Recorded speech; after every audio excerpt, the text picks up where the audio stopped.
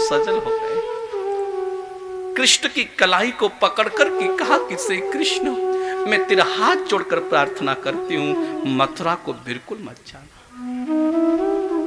मथुरा का राजा कितना दुष्ट है कृष्ण, वो सिर्फ मैं समझती हूं। जब से तुम्हारा प्रागट्य इस गोकुल में हुआ है गोविंद, उस दिन से हर दिन दैत्य तो आपको मारने के लिए भेजता है। वो आप मथुरा जाओगे, मथुरा जाओगे कृष्ण? रोने लगी यशोदा, आंसुओं से प्रवाह होने लगा यशोदा का।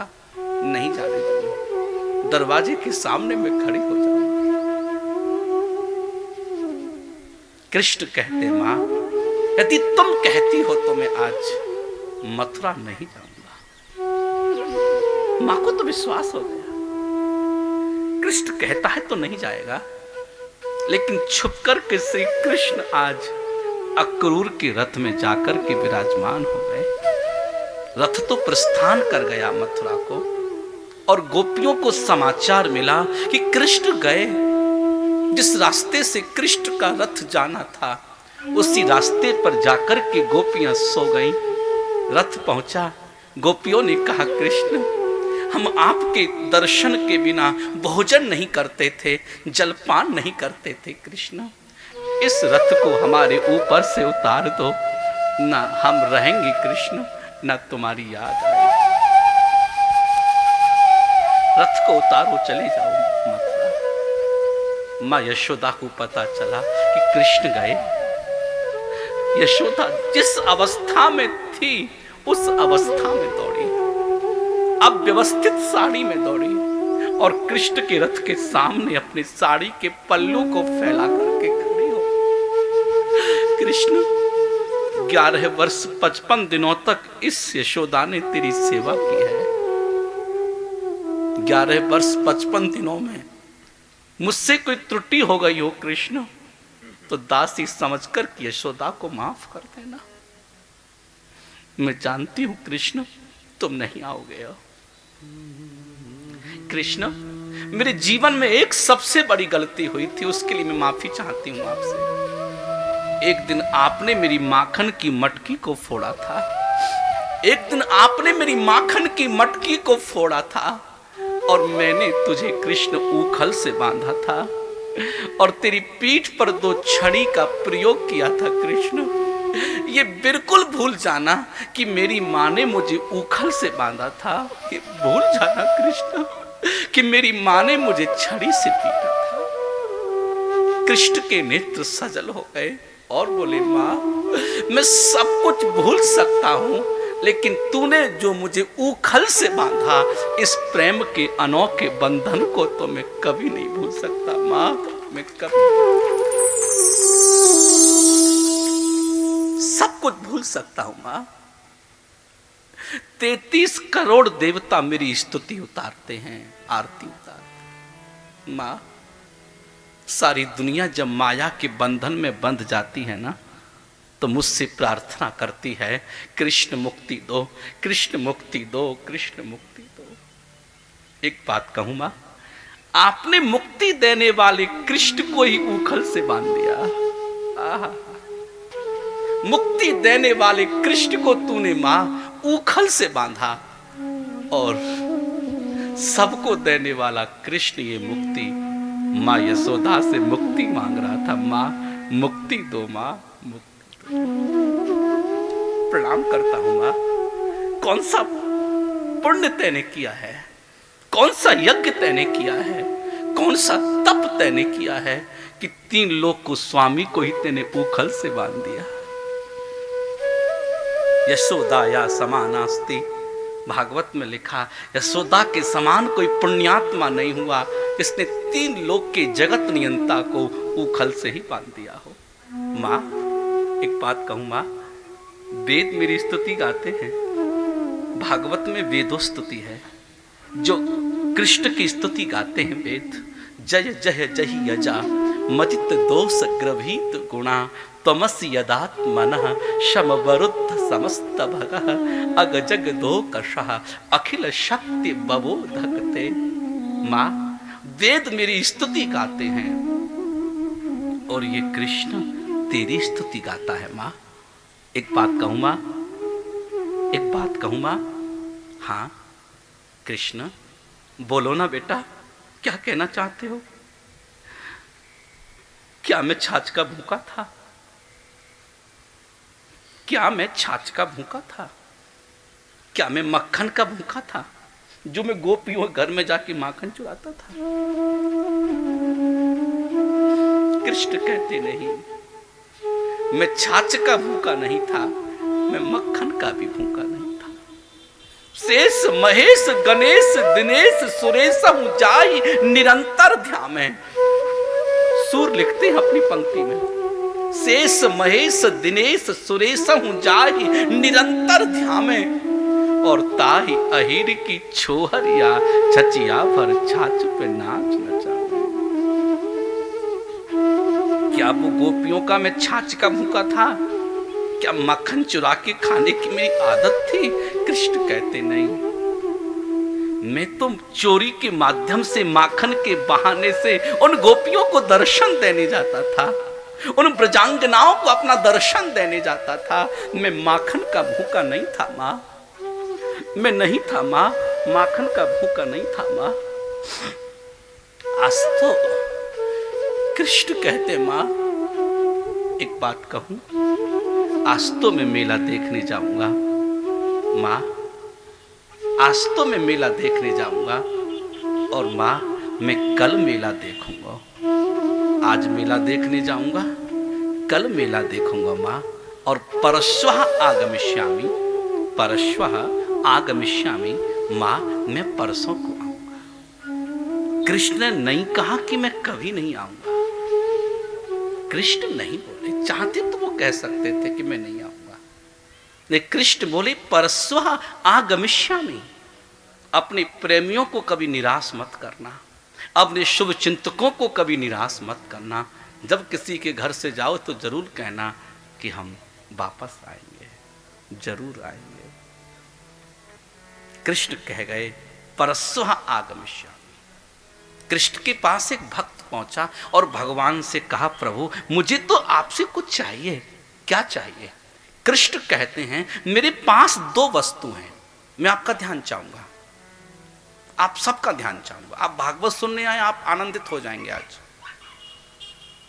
मेरे पास दो वस्तु हैं, कृष्ण कहते हैं, एक माया है और दूसरी भक्ति है। अब दोनों में से आप बताइए आपको क्या चाहिए? आज भक्त ने कहा, प्रभु अंतर स्पष्ट आप यदि कर दें तो थोड़ा सुलभता हो जाए मांगने में, आप अंतर स्पष्ट करें। तब कहा कृष्ण ने, यदि तुम्हें खुद नाचना है, आपको खुद नाचना है, तो माया को लेकर जाओ। मैं आपका ध्यान चाहूंगा। भगवान कहते हैं खुद नाचना है तो माया को लेकर जाओ, और मुझको नचाना है तो भक्ति को लेकर के जाओ। ये सारी दुनिया माया के वशीभूत होकर के नाचती है। सारी दुनिया माया के वशीभूत होकर के नाचती है, और कृष्ण भक्ति के वशीभूत होकर के नाचते हैं। हमें माया नहीं चाहिए, हमें तो साहब भक्ति चाहिए। माया नहीं, मायाधीश चाहिए। जिसे माया नहीं चाहिए ना, उसे मायाधीश मिलता है। और माया जो मांगते हैं, कृष्ण मायाधीश कहते हैं, तू माया ले ले और मेरा पीछा छोड़ दे। प्यार से बोलो। आज कृष्ण जाने लगे, आपका ध्यान आकर्षित करूंगा। कृष्ण जब जाने लगे तो गोपियां कृष्ण की तरफ देखने लगी। गोपियों ने कब तक कृष्ण को देखा? आपका ध्यान चाहिए।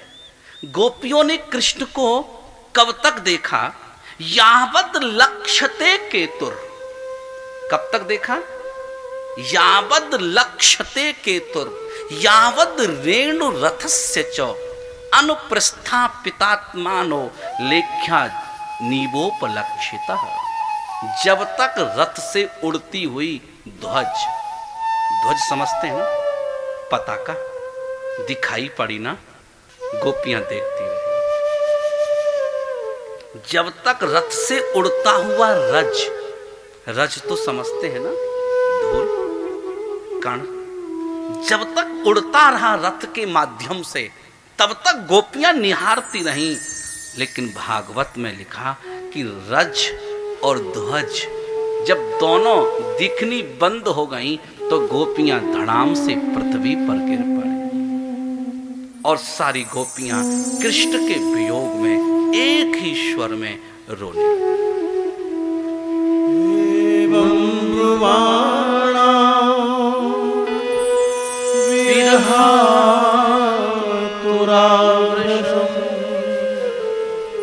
ब्रजस्त्रियः कृष्ण विसर्गमानसं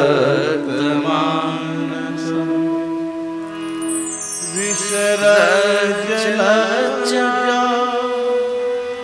रुरुदु सुस्वरं गोविन्द दानो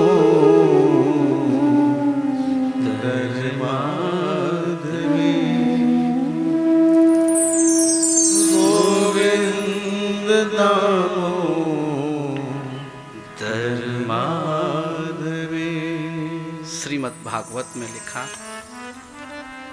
गोपियां एक स्वर में रोई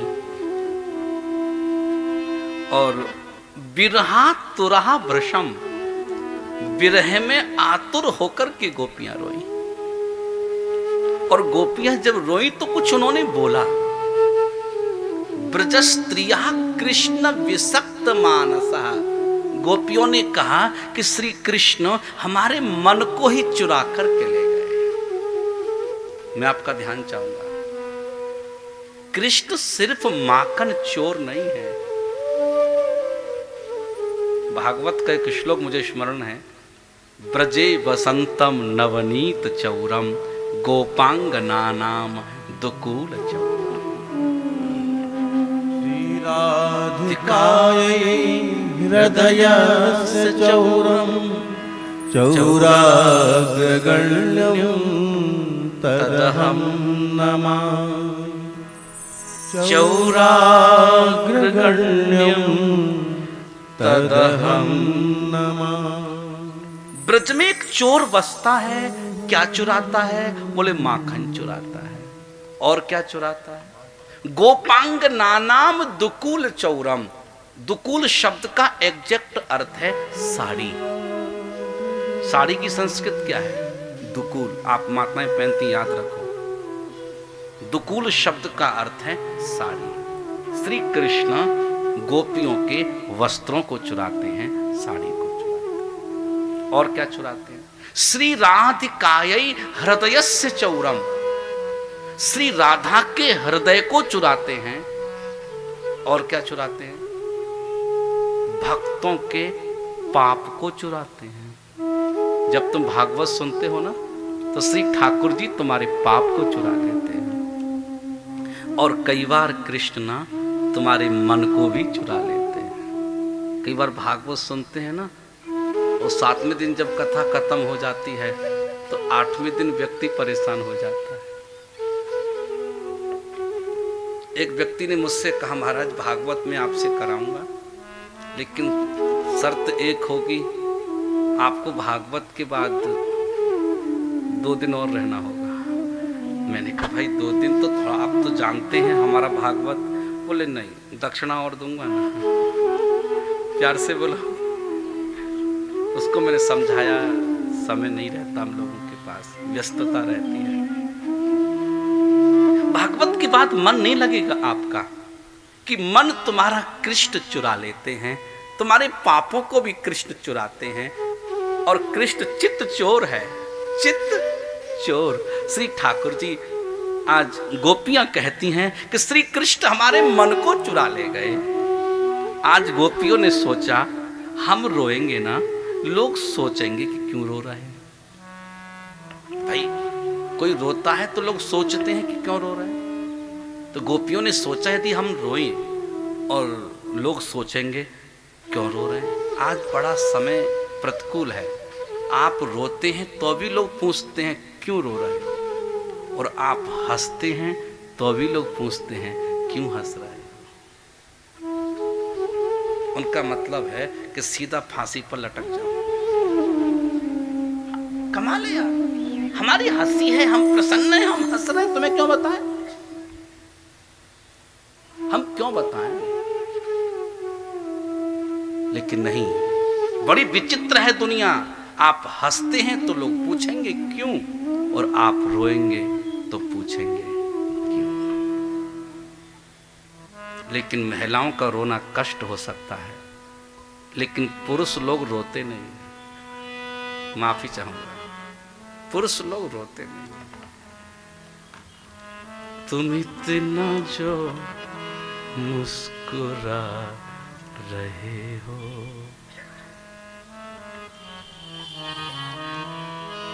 पुरुषों का मुस्कुराना क्या होता है? इतना जो मुस्कुरा रहे हो, क्या गम है जिसको छुपा रहे हो, तुम इतना जो मुस्कुरा रहे हो।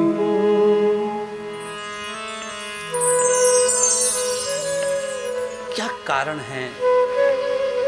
आँखों में नमी, हंसी लबों पर, क्या हाल है क्या बता रहे हो,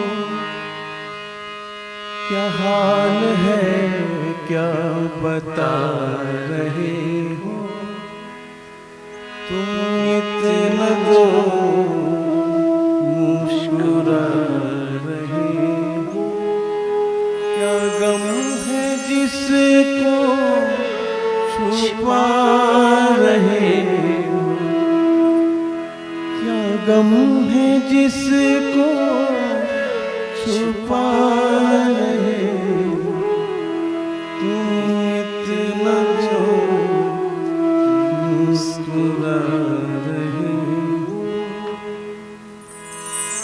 रात को सोते समय सुन के सोइए, सुबह मुस्कुराते हुए आप जगोगे।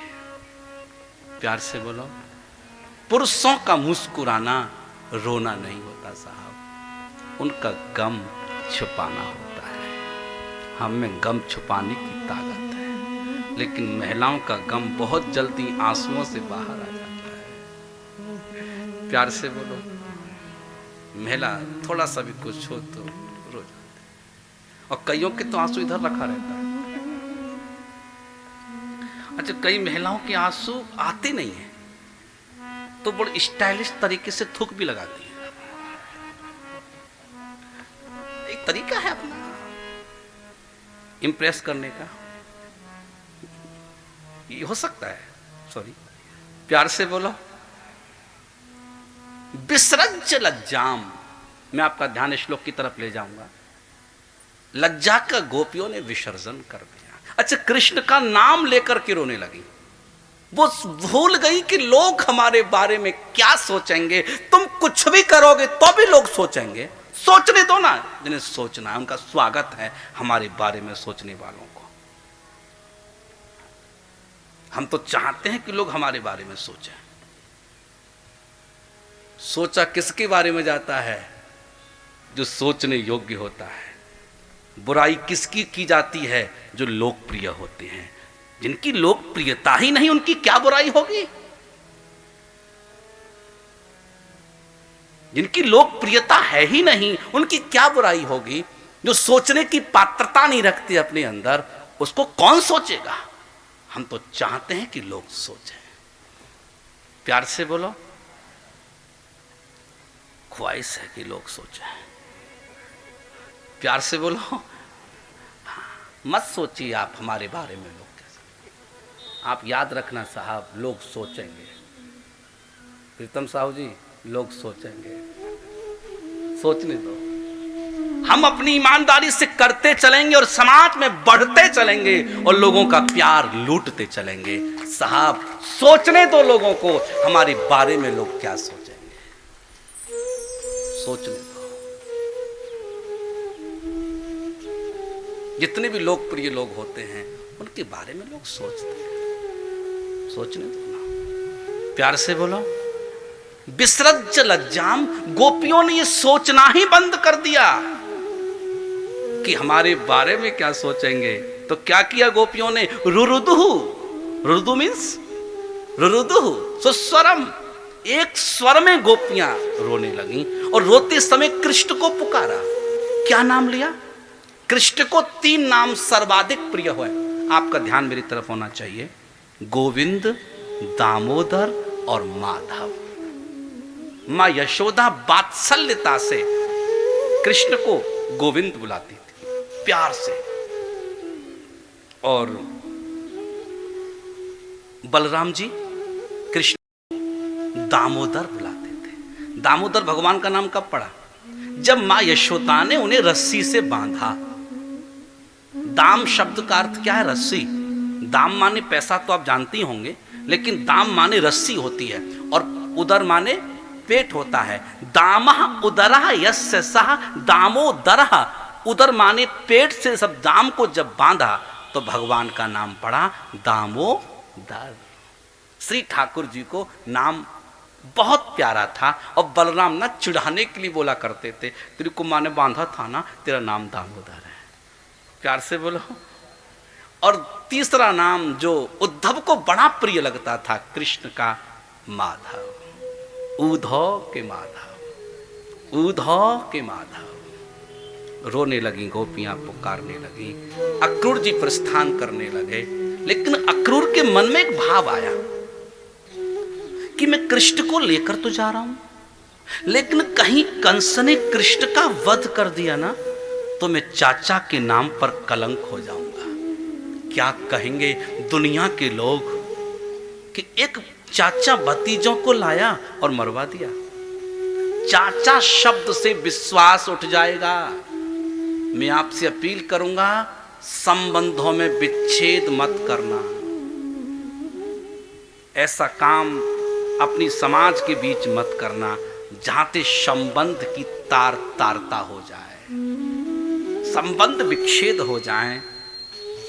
आज कृष्ण का स्मरण करके अक्रूर जी सोचने लगे, ये तो कलंक लगने वाला है। ये कलंक मुझे लगे, इससे अच्छा है कि मैं नदी में डूब जाऊं। जमुना में डूबने का निर्णय श्री कृष्ण के सामने मन ही मन अक्रूर जी ने लिया और कहा कि कृष्ण से अनुमति लूंगा, स्नान की, गोता लगाऊंगा, फिर कभी बाहर नहीं आऊंगा।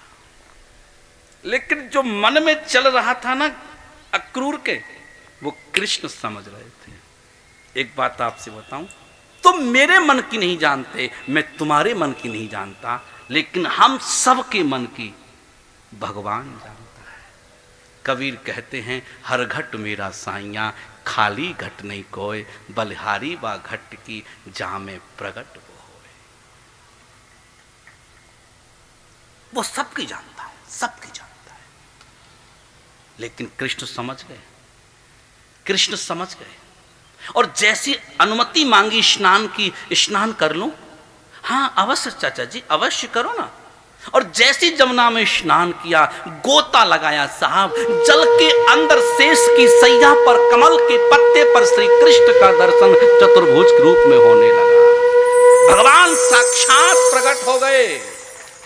जल के अंदर जब श्री कृष्ण को देखा, विह्वल हो गए, व्याकुल हो गए अक्रूर जी, और तुरंत मुंह पर निकाला तो कृष्ण तो रथ में बैठ कर के वेणु का वादन कर रहे।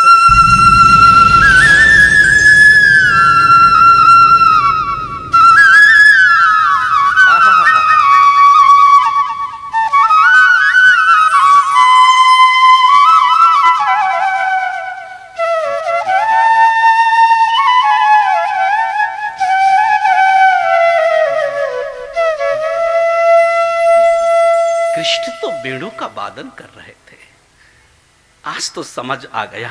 प्रणाम करके कहा, हे द्वारिकाधीश श्री कृष्ण, हे गोकुलवासी श्री कृष्ण, मैं प्रणाम करता हूं आपको। नतोस्मि हम त्वाखिल हेत हेतुम नारायणम पुरुषम आद्यम अव्ययम। हे श्रीमन नारायण, आप परम पुरुष परमात्मा हैं, आप नारायण हैं और कंस ने आपको बुला करके काल को आमंत्रित कर लिया है। मैं प्रणाम करता हूं आपको। और श्री कृष्ण आज मथुरा पहुंचे और जहां कृष्ण विश्राम किए जमुना के तट पर, उस तट का नाम विश्राम घाट पड़ा। आपका कभी जाना हो विश्राम घाट, आज भी है।